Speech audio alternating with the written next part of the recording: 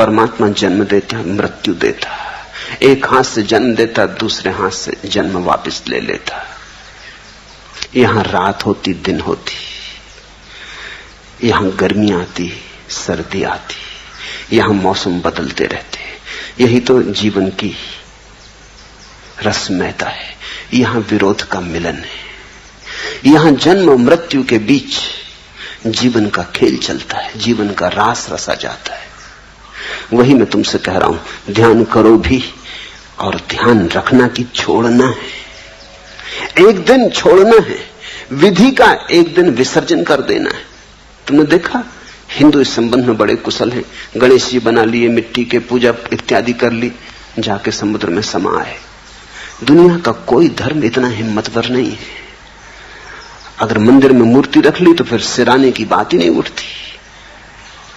फिर वो कहते हैं अब इसकी पूजा जारी रहेगी। हिंदुओं की हिम्मत देखते, पहले बना लेते, मिट्टी के गणेश जी बना लिए, मिट्टी के बना के उन्होंने भगवान का आरोपण कर लिया।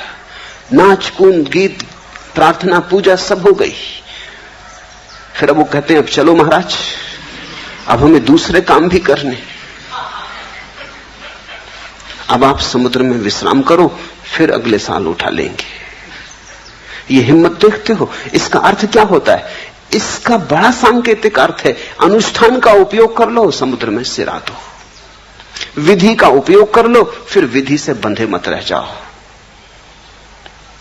जहां हर चीज आती है जाती है, वहां भगवान को भी बना लो, मिटा दो। जो भगवान तुम्हारे साथ करता है वही तुम भगवान के साथ करो। यही सज्जन का धर्म। वो तुम्हें बनाता, मिटा देता, उसकी कला तुम भी सीखो। तुम उसे बना लो, उसे विसर्जित कर दो। जब बनाते हिंदू तो कितने भाव से। दूसरे धर्मों के लोगों को बड़ी हैरानी होती, कितने भाव से बनाते, कैसा रंगते, मूर्ति को कितना सुंदर बनाते, कितना खर्च करते, महीनों मेहनत करते। जब मूर्ति बन जाती तो कितने भाव से पूजा करते, फूल अर्चन भजन कीर्तन। मगर अद्भुत लोग हैं। फिर आ गया उनका विसर्जन का दिन, फिर वो चले बैंड बाजा बजाते तो भी नाचते जाते। जन्म भी नृत्य है, मृत्यु भी नृत्य होना चाहिए। चले परमात्मा को सिरा देने। जन्म कर लिया था, मृत्यु का वक्त आ गया। इस जगत में जो भी चीज बनती है वो मिटती है, और इस जगत में हर चीज का उपयोग कर लेना है और किसी चीज से बंधे नहीं रह जाना है। परमात्मा से भी बंधे नहीं रह जाना है।